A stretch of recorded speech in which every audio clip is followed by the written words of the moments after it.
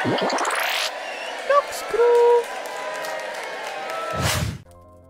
Hello everybody, it's Avondale. Welcome back to another episode of the Lobster Helpers. I am here today in the same set that I used for Chef Guy the other day. And we're going to take a look around at some of the props that I used to decorate the kitchen. And then we're going to talk about how to pose and make your own props. So, you'll probably notice during the episode that I put some food in the freezer here. I had some stuff on the shelves, shelf items. And I don't think you would have seen it, but I put some soup in this cauldron here. And after the episode, I actually made this push broom over here to lean against the corner. And all of these things were done with the armor stand. So hey, spectator guy. He's up there on the oven warming his buns, I guess. So yeah, I did all of these by posing armor stands. This one right here is a stained clay block on an armor stand's head. And then these are just the items that they are, pumpkin pies, a bowl, the different meats, a couple of cups on that shelf over there. And then this broom is made out of some hay bales, some stone slabs, and some sticks. I think it looks pretty good. So we'll go outside here, and I'm actually going to show you guys a little demo I set up for how to pose these, and then we're going to make one ourselves. So I'll take some lobster heads first of all. Summoning an armor stand, it's an entity. It's case sensitive here in the middle, where it says armor stand. And you can summon it relatively with coordinates. So we're just going to plunk one down on top of this command block. That's just your basic armor stand, nothing special. So now, to do the different things you need to do to pose these, you need to use NBT tags, which you add on to the end of your summon command, or you can add in with entity data. And we'll show how to add them in on the summon command first. So right now I'm going to give it a custom name. That's what this shows here, custom name, and it's the name that I'm picking is demo because it's just a demo. So you spawn it, you'll notice nothing different, but if we test for it, test for @e name equals demo, we'll find demo. So it's sitting right here. So now if we want to actually show the name, custom name visible, :1, and you separate these tags with this comma right here in the middle. So let's summon one of those, and now you can see that it says demo no matter where I'm looking. Unless I'm looking away from it, of course. Okay, so now we want to show the arms, so the tag for that is show arms 1. So we'll do that. Now he has arms, and we also want to take the base plate off of the bottom of it. Don't need to do this for the posing, but if you're doing some of the lobster guys like I've been doing, you can do it that way. And now this thing I wanted to show you here is that they initially have gravity, so I'm going to spawn this one 2 blocks above, and you can see that it spawns up there and falls down. So to take the gravity off, you could use the no gravity tag at the end here, and that'll allow them to float in the air. So now to use these to actually pose your blocks, you have a few different options. You can put the block on their head, or you can have them hold an item in their hand, and you can also use the smaller versions of these armor stands to do this as well. So I can shrink these right now with the entity data command. I'm going to take my text off first. We'll do entity data, and we'll do @e within a radius of, we'll say 3. That should get both of those. And now we can add the small 1 tag, and that'll shrink them both down. So now you can see here, if I just take my text off of there again, you can see that they're both smaller, and as a result of that, their blocks that they're holding are smaller as well. So we can use this to make scenes in Minecraft, make little props. That's how I made the broom in there, by putting some of these together, and that's what I'm going to show you guys how to do. We're going to make one together. So I was experimenting with some of these booths from the Lobster restaurant back there, and I was wondering if there was a way to decorate them with the meal on the plate. And so that's what I've done here. I've put the steak sandwich and a baked potato on a plate. And so we're going to go ahead and try to make another one of these over on this table here, but we're going to make it with a different item. We'll say a cooked fish, I guess. We'll do the cooked salmon, and we'll do maybe a carrot as the side. So that's what I have set up over here, and I'm going to use this piece of glass to show you guys how it's done. So the first thing we're going to want to do is we're going to want to summon an armor stand here. And we're going to want to give it a name so that when we reference it, we're only referencing this item stand. We don't get a different one on accident. And since we're making a plate, I'm just going to call it P1. There's going to be multiples of these here, so we'll just do it that way. So we'll have P1, and we'll just put it here. So we have an armor stand, so we want to do some things to it. So we'll do entity data at E, and now we can say name equals P1, and now we're guaranteed to just get this one. And so let's see, what do we want to do to it? We want to make it small. We want to make sure there's no gravity.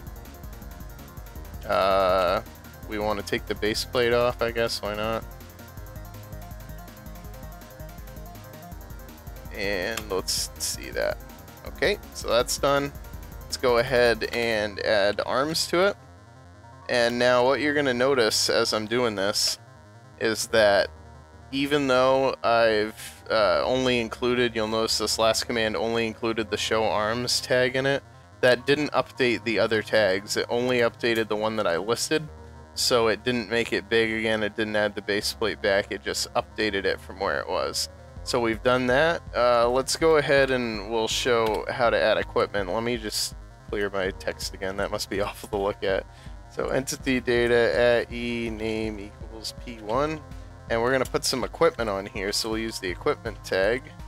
And when you use this, you need the brackets like that, and then you have your curly brackets for each slot separated by commas in between.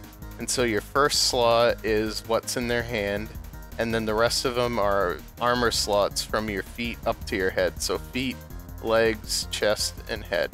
So the first thing that we're going to do to make the plate is we're going to put a plate in here. So you need ID, and you're going to put the ID in quotation marks, and it's Minecraft : carpet is what I use for the plate. And now this has a damage value because it needs to be a color, and you have to capitalize the D on damage, and then it's damage value 8. So if we do that, that's going to put the carpet in his hand there. And now when we actually did the carpet one for this one over here, it was a big guy that did it, so let's make him big again. We'll do entity data at E name equals P1. And we'll make him big again, so to make him not small, you do small 0, and he's big. So now we have to pose his arm so that the carpet is flat. And now this is tricky. The first thing you need to do is you need to take it and just pose his right arm so it's at 0. It doesn't start out at 0 for some reason. So we're going to do pose right arm in the curly brackets, colon, and then the square brackets. Now these values in here are float values, which means you need to follow up every number with an F. It's a pain, but that's how it works. And there you can see that we've dropped this right arm down to its side. Now we need to get a viewing angle here where we can see if it's going to be flat, and I think this should do it right here. So now let's pose it again. We're still doing the right arm. Now to move the right arm forward by rotating the shoulder, you use the very first value here. So I think if we try it by about -15, which is the forward direction, that should be about right. Let's try to find a better viewing point. Let's grab some snow.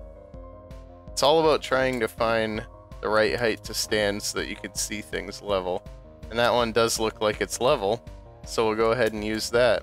Now we need to teleport them around, and there's going to be numbers all over my screen while I'm doing this, so ignore that while it's happening. If you pop up your F3 menu here, the new reticle in the center of your screen has colors for the different directions, and it really helps when you do this if you learn how these colors work. So you'll notice the red color pointing out to my right now. That is the positive X direction. So that means to the left is the negative X direction. You can see that if I look out in this direction, you'll see where it says facing east towards positive X, facing west towards negative X. So now your Y is up and down, which is the green. That one's obvious. And then the blue is your Z.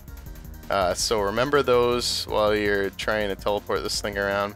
Now the reason I have this black wool on this, or this black carpet on this glass here, is because I actually want to make this plate on this so we can see everything that's happening, and then we're going to move it over to the table at the end. So I'm going to go ahead and teleport this P1 guy around and try to get it so that we're treating this carpet as the tabletop.